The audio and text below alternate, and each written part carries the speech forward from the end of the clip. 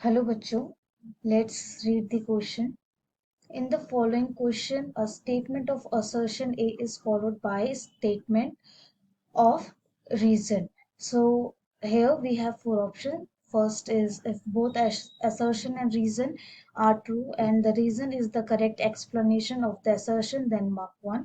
If both assertion and reason are true but the reason is not correct explanation of the assertion, then mark 2. Third option said if assertion is true statement but the reason is false, then mark 3. Fourth statement is if both assertion and reason are false statement, then mark 4. Here we have two statements. First is A, that indicates the intercellular material is minimum between the cells of epithelial tissue, and reason says epithelial cells are not secretory in secretary in nature. So this is easy question, and जो ये question है वो depend है assertion और reason में.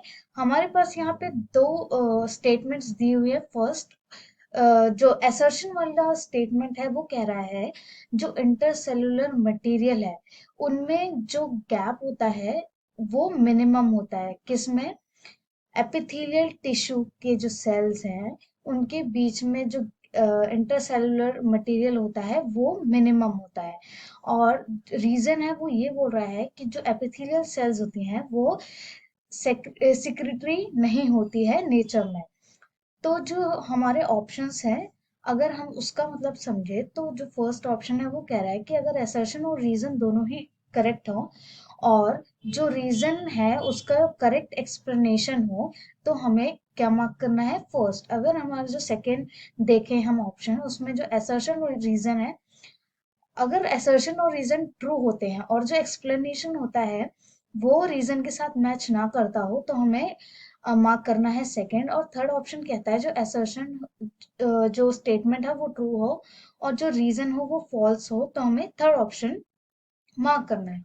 और fourth statement बोल रहा है कि असर्शन रीजन दोनों ही स्टेटमेंट फॉल्स हो तो हमें फोर्थ मार्क करना है. अगर हम यहाँ पे की कॉन्सेप्ट देखें तो हमारा जो की कॉन्सेप्ट आता है वो आएगा हमारा एपिथेलियल सेल. वो क्या आएगा? Epithelial cell and tissue. Epithelial cell and tissue. तो अगर हम देखें एपिथेलियल सेल का या टिश्यू का फंक्शन, जो एपिथेलियल सेल या टिश्यू है उसका फंक्शन क्या होता है? एक तो प्रोटेक्शन करना और दूसरा सिक्रीशन करना इसलिए जो एपिथेलियल सेल या टिश्यू है वो कॉम्पैक्टली अरेंज्ड होते हैं. वो क्या होते हैं? कॉम्पैक्टली अरेंज्ड होते हैं. इसलिए हम बोल सकते हैं इनमें जो इंटर सेलुलर स्पेस है वो क्या है? लेस है और वी कैन से मिनिमम है. तो जो असर्शन है वो यहाँ पे करेक्ट होता है. लेकिन अगर हम रीजन की बात करें तो ये बोल रहा है जो एपिथेलियल सेल है जितने भी वो सिक्रेटरी नहीं है. लेकिन अगर हम बात करें जो गॉबलेट सेल होते हैं, जो गॉबलेट सेल होते हैं, यहाँ पे जो गॉबलेट सेल्स होते हैं अगर हम उनकी बात करें तो जो गॉबलेट सेल्स होते हैं वो मेनली सिक्रेटरी होते हैं नेचर में.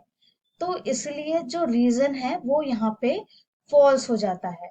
और जितने भी ग्लैंड्स हैं बॉडी में वो भी हम बोल सकते हैं.